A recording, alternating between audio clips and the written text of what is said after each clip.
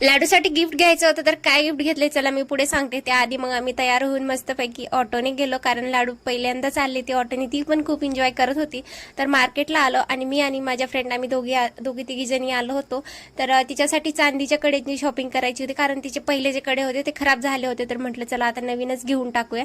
तर खूप छान डिझाईन होती, मला तर खूप आवडली आणि लाडूलाही आवडली. त्यानंतर आम्ही ड्रेसची शॉपिंग केली, काही ड्रेस वगैरे घेतले. त्यानंतर मग राखी पण घ्यायची होती, तर मग तिथून बाहेर निघालो. एका राखीच्या शॉपमध्ये गेलो, तिथे आम्हाला भरपूर व्हरायटीमध्ये राख्या पाहायला मिळाल्या.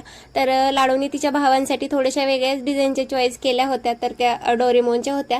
तर इथे पण तिथे 2 भावांना राख्या बांधते आणि त्यानंतर मग तिथून राख्या घेऊन निघालो. तर घरी आल्यानंतर तिने आल्याबरोबर पहिल्यांदा ही बॉटल काढली.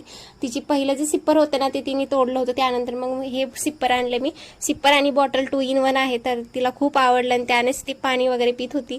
त्यानंतर मला याची क्वालिटी खूप जास्त आवडली, हेवी क्वालिटी आहे आणि लवकर खराब पण होणार नाही.